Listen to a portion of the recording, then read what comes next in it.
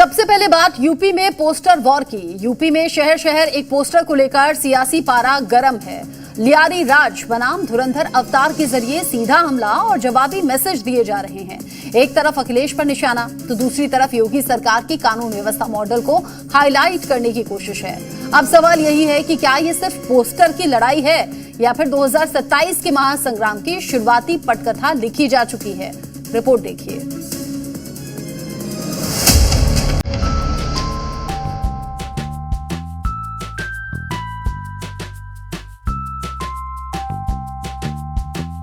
UP में poster war, Lyari राज versus धुरंधर अवतार।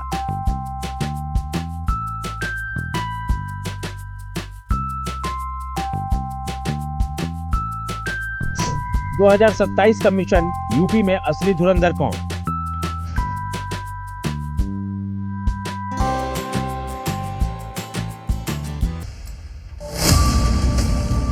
उत्तर प्रदेश की राजनीति में अब पोस्टर सबसे बड़ा हथियार बन गया है। लखनऊ से अमेठी, आजमगढ़ से बाराबंकी तक के कई चौराहे और दीवारें एक ही कहानी सुना रहे हैं। इन पोस्टर्स में समाजवादी पार्टी पर करारा हमला किया गया है और टारगेट पर हैं अखिलेश यादव। पोस्टर के बाईं ओर समाजवादी पार्टी अध्यक्ष अखिलेश यादव की तस्वीर लगी है, जिन्हें धुरंधर फिल्म के विलेन रहमान डकैत की तरह दिखाया गया है। उनकी तस्वीर के नीचे लिखा है अखिलेश का लियारी राज।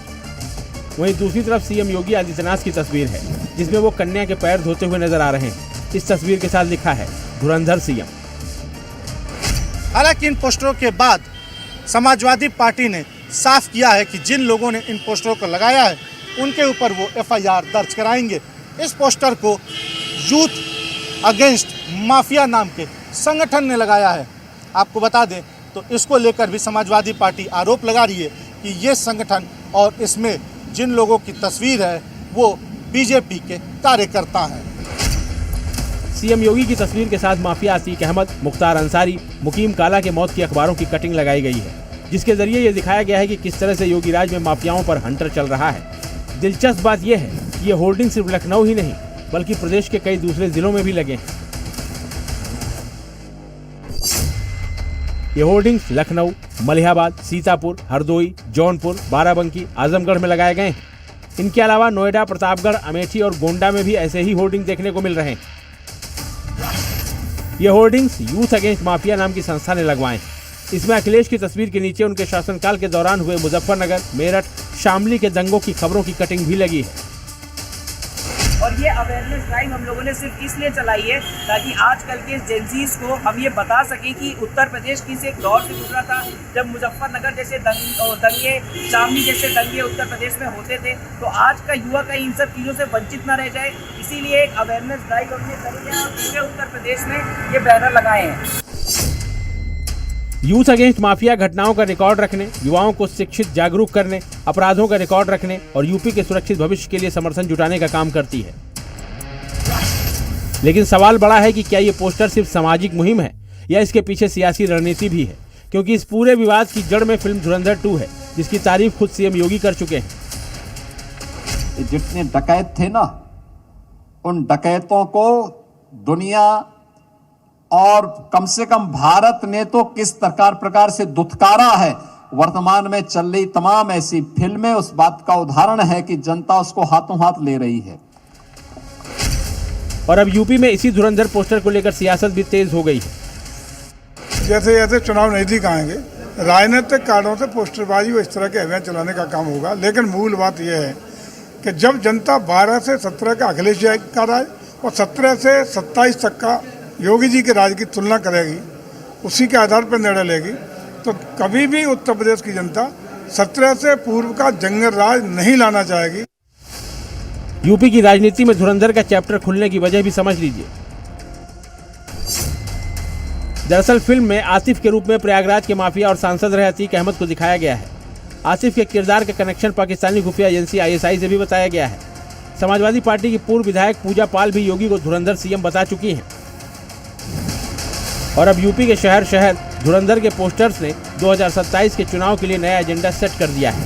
ब्यूरो रिपोर्ट, जी मीडिया। और आगे बढ़ते हुए बात धर्म नगरी हरिद्वार की करेंगे, जहां पर अर्धकुंभ की तैयारियां जोरों पर हैं और इसके लिए उत्तराखंड की Dhami force full action mode में है। धामी फोर्स ने 30 ढोंगी बाबा यानी कि कालनेमियों को अलग अलग इलाकों से गिरफ्तार किया है। इन पर आरोप है कि साधु संत के वेश में श्रद्धालुओं को ठगने का काम करते थे। वहीं दूसरी तरफ हरिद्वार के नॉनवेज शॉप पर कार्रवाई की। ये सारी नॉनवेज की दुकानें अब हरिद्वार से बाहर होंगी। हालांकि हरिद्वार प्रशासन ने फैसला लिया तो इसका विरोध भी शुरू हो गया। रिपोर्ट देखिए।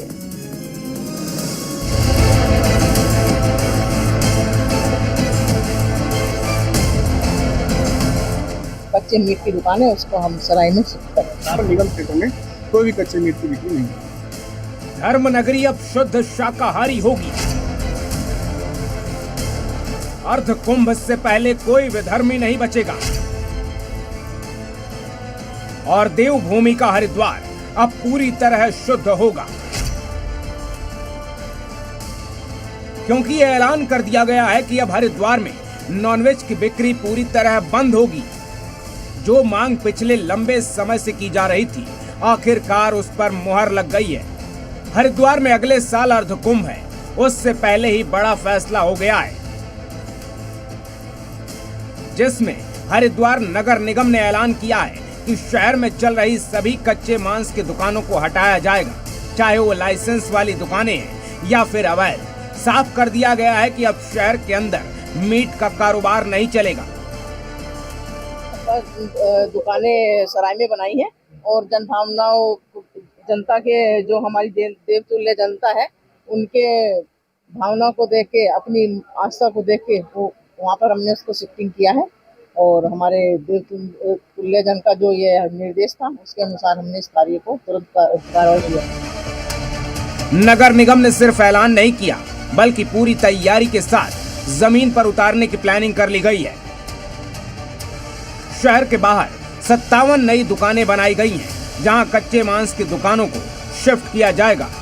57 शॉप्स हैं और इसमें हमारे कुछ जो शॉप्स हैं उसको उन्हीं दुकानों को शिफ्ट कर दिया जाएगा। जो भी ज्वालापुर या अन्य जगह जहाँ पे भी कच्चे मीट की बिक्री है, वो 57 शॉप्स में ही सारे लोग करेंगे और निगम क्षेत्र में कोई भी कच्चे मीट की बिक्री नहीं होगी। ये प्रस्ताव नगर निगम की बोर्ड की बैठक में रखा गया, जिस पर हंगामा भी हुआ। कांग्रेस के पार्षदों ने इस पर विरोध जताया, लेकिन बीजेपी पार्षदों ने बहुमत से प्रस्ताव को पास करवा लिया। कच्चे मीट की बिक्री पे प्रतिबंधित किया जाए, तो उसको हमने बोर्ड में रखा है और बोर्ड में पास भी हो गया है। इससे पहले हर की पौड़ी के 5 किलोमीटर के दायरे में मांस, शराब और अंडे पर पाबंदी लागू है, लेकिन अब नए संशोधन के बाद ये सख्ती पूरे शहरी क्षेत्र तक फैलाने की तैयारी है। दरअसल हरिद्वार के ज्वालापुर में सबसे ज्यादा अवैध या खुले में मीट की दुकानें चल रही थी। हिंदू संगठनों की शिकायतों और धरने के बाद ये कार्रवाई तेज हुई। फिर प्रस्ताव तैयार किया गया, जिसे अब पास किया गया। इस फैसले के बाद अब उत्तराखंड में सियासत भी तेज हो गई है। जहां कांग्रेस विरोध कर रही है, वहीं कांग्रेस के अलावा अब हरिद्वार के भाईजान भी फैसले के विरोध में आ गए हैं। ये प्रस्ताव ठीक नहीं है, क्योंकि लगभग 200 कुछ कारोबारी हैं यहाँ शहर के अंदर, और वहां पर 56 दुकानें, तो वैसे भी ठीक नहीं है।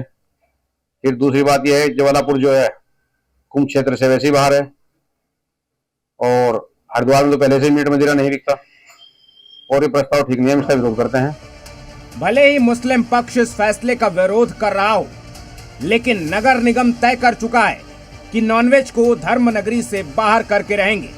ब्यूरो रिपोर्ट, जी मीडिया। और अब बात यूपी टू एमपी जिहादी साजिश की। मध्य प्रदेश से लेकर यूपी तक पहले झूठी पहचान, फिर प्यार का जाल और उसके बाद शोषण, दबाव और धोखा। भोपाल और बस्ती की ये घटनाएं सिर्फ क्राइम स्टोरी नहीं, बल्कि खतरनाक ट्रेंड की तरफ इशारा करती हैं, जहां भरोसे को हथियार बनाकर बेटियों को निशाना बनाने का काम हो रहा है।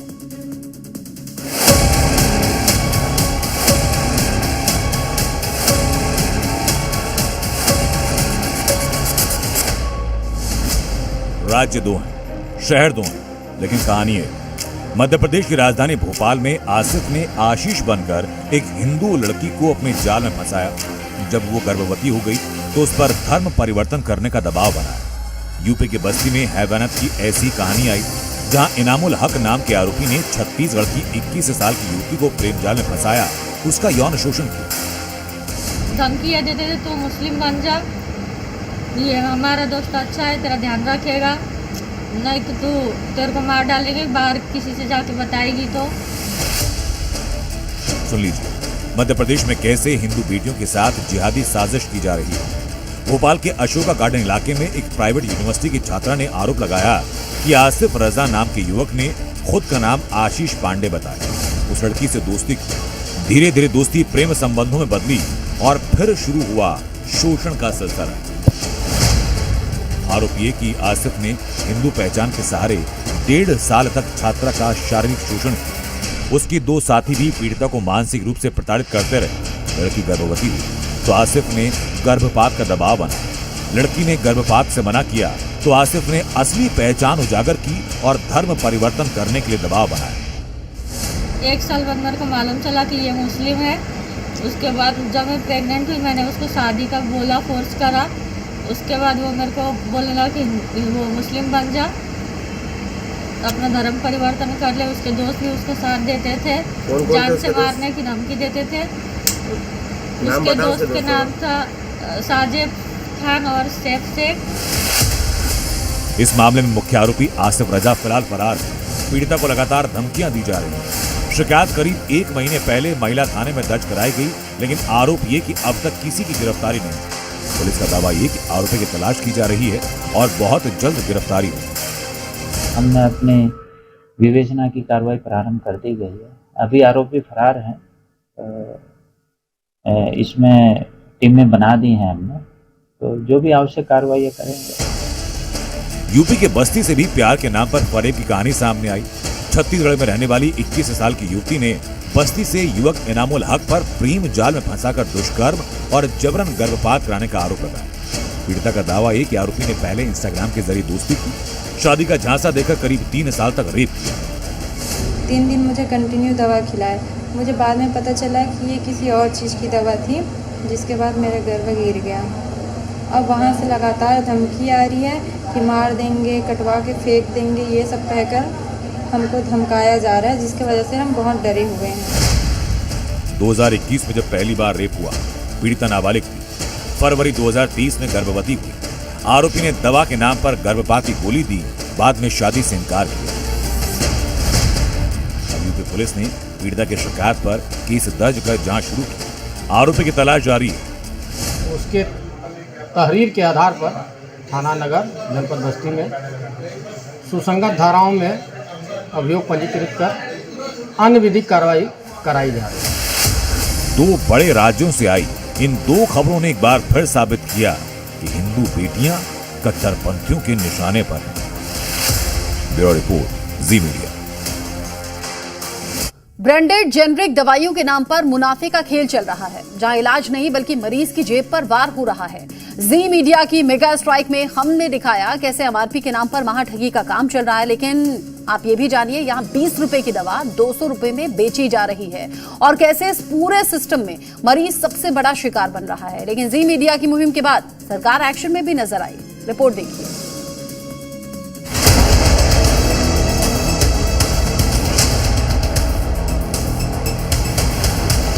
मेडिसिन के नाम पर महाठगी, कब तक चलेगा ये खेल? तो जो एमआरपी है इसकी पत्ते पे वो लिखी हुई थी 104 रुपए, हमें मिला ये 23 रुपए में, एमआरपी लिखी 104 रुपए में। यानी अब इसका खेल समझिए। प्रिस्क्रिप्शन सेल है सर, डॉक्टर लिखा तो आया, ऐसे थोड़ी आया। तो डॉक्टर लिखता है जेनरिक दवाई यहाँ पर? यहाँ तो कोई नहीं लिखता, कोई नहीं लिखता, सब ब्रांडेड लिखता, सब ब्रांडेड। दवाइयों के नाम पर बना मुनाफे का जाल, जहां हर कदम पर मरीज ही फंसता है। एमआरपी यानी मैक्सिमम रिटेल प्राइस, जो मरीज के लिए अधिकतम कीमत होनी चाहिए, उसे मैक्सिमम मुनाफा पॉइंट बना दिया गया। क्योंकि जिस ब्रांडेड जेनरिक दवा को बनाने में 20 से 25 रुपए खर्च होते हैं, वही दवा मार्केट में 100 रुपए से 200 रुपए, यहां तक कि 300 रुपए में बेची जाती है। सबसे चौंकाने वाली बात ये कि इस खेल में सबसे बड़ा फायदा रिटेलर को होता है। अब जरा मेडिसिन लूट को आसान शब्दों में समझिए। एक 100 रुपए की एमआरपी वाली ब्रांडेड जेनरिक दवा में 80 से 90% तक का मार्जिन होता है, यानी बनाने में 10 से 20 रुपए की लागत आती है। डीलर इसे 20 से 25 रुपए में बेचता है और रिटेलर इसे 100 रुपए तक बेच सकता है। अब जो गौर करने वाली बात है वो ये है कि इस पे जो एमआरपी है इसकी पत्ते पे वो लिखी हुई थी 104 रुपए, हमें मिला ये 23 रुपए में, एमआरपी लिखी 104 रुपए में। यानी अब इसका खेल समझिए, बेचने वाला चाहे तो इसको 104 रुपए तक बेच सकता है, कीमत है इसकी कायदे से 23 रुपए, लेकिन अगर वो चाहे तो 104 में अगर बेचेगा तो इसका मतलब 3 गुना ज्यादा मुनाफा कमा सकता है। मतलब एमआरपी के नाम पर महालूट, जो जितना चाहे उतना लूट सकता है और इतने मार्जिन की दवा बेचने वाले मालामाल हो रहे हैं और खरीदने वाला मुनाफे के जाल में पिसता जा रहा है। जी न्यूज ने मुनाफे के इसी चक्रव्यूह को तोड़ने का बीड़ा उठाया और शहर शहर जी न्यूज के रिपोर्टर ग्राउंड पर उतरे ये जानने के लिए कि आखिर 80 से 90% मार्जिन का मुनाफा कौन कमा रहा है। जी न्यूज संवाददाता प्रशांत झा मुनाफे के इस रैकेट को डिकोड करने के लिए सीधे दवा फैक्ट्री के मालिक तक पहुंचे, ये जानने के लिए कि आखिर ब्रांडेड जेनरिक दवा के नाम पर ये खेल कैसे हो रहा है। ब्रांडेड जेनरिक दवा बनाने वाली कंपनी मान रही है कि इसमें बड़ा मुनाफा है और ग्राहक ब्रांडेड जेनरिक दवा और सिंपल दवा में फर्क नहीं कर पाते, लिहाजा सरकार को इनकी अलग से मार्किंग यानी कलर तय करना चाहिए, ठीक वैसे ही जैसे वेज के लिए ग्रीन और नॉन वेज के लिए रेड कलर। लखनऊ में ग्राउंड रिपोर्ट के दौरान ब्रांडेड दवा के मुनाफे में खेल का खुलासा हुआ। अहमदाबाद में मुनाफे के खेल के खुलासे के लिए हमने पहले डीलर से जेनरिक दवा खरीदी, जिसमें 30 से 80% का डिस्काउंट दिया गया, लेकिन रिटेल में उसी दवा पर महज 10% का डिस्काउंट मिला, यानी रिटेल वाले को करीब 70% का मुनाफा। एमआरपी है या कोई डिस्काउंट है? डिस्काउंट है, कितना परसेंट है? 10। लेकिन जी न्यूज की मुहिम के बाद सरकार भी एक्शन में आई। उत्तर प्रदेश से लेकर दिल्ली तक और गुजरात सरकार ने भी कार्रवाई की बात कही। देखिए, ये लगातार इस विषय में हम लोग कहते रहते हैं कि दवाओं का दाम कम रखा जाए, क्योंकि इसका काम हेल्थ डिपार्टमेंट के पास नहीं है, ये औषध नियंत्रण में आता है। औषध नियंत्रण विभाग के अफसरों से मैं कहूँगा कि दवाओं का दाम जो है वो जनता के अनुरूप रखा जाए और जो वास्तव में वही रखा जाए। ये बहुत गलत बात है, इसकी मैं घोर निंदा करता हूँ और इसके खिलाफ जो संबंधित अफसर हैं कठोर कार्रवाई करें। मैं आपको हेल्थ मिनिस्ट्री विश्वास दिलाता हूँ कि हम दवाइयों के ऊपर ऐसे किसी फर्जीवाड़े को बर्दाश्त नहीं करते हैं। एमआरपी रेटों को भी हम चेक करते हैंगे और मेरे दिल्ली गवर्नमेंट में आप जाइए, आपको जो दवा है क्वालिटी है उतनी अच्छी है कि लोग को बाहर की दवा नहीं लेनी चाहिए, जरूरत नहीं है। सही दाम प्लेटफॉर्म जो एप्लीकेशन हुए उस पर भी कंप्लेन करना चाहिए। ज़्यादातर लोग ये जागरूकता के साथ सामने आए तो मंत्रालय को भी पता चले कि कहीं भी गड़बड़ हो रही है तो उस पर एक्शन लिया जाए। जी न्यूज लगातार मिशन पर। हमने पहले स्कूलों में किताबों के नाम पर मुनाफाखोरी का खुलासा किया, अब दवाइयों के नाम पर लूट की पोल खोली, मगर ये सिर्फ शुरुआत है। जी न्यूज आगे भी आम लोगों से जुड़े मुद्दे उठाता रहेगा और सिस्टम को ऐसे ही जगाता रहेगा। ब्यूरो रिपोर्ट, जी मीडिया। उत्तर प्रदेश में स्वास्थ्य व्यवस्था को लेकर बड़े बड़े दावे किए जाते हैं। मुफ्त इलाज, बेहतर सुविधाएं और आयुष्मान योजना के जरिए गरीबों को सुरक्षा देने की बात भी होती है, लेकिन लखनऊ के केजीएमयू से मामला जो सामने आया है वो इन दावों की सच्चाई पर बड़ा सवाल खड़ा करता है। जहां एक मरीज की सही आंख की बजाय गलत आंख का ऑपरेशन करने की तैयारी कर ली गई। हालांकि लापरवाही सामने आने के बाद जांच के आदेश दे दिए गए हैं, लेकिन क्या ये घटना सिस्टम और सरकार के दावों को कटघरे में खड़ा नहीं करती?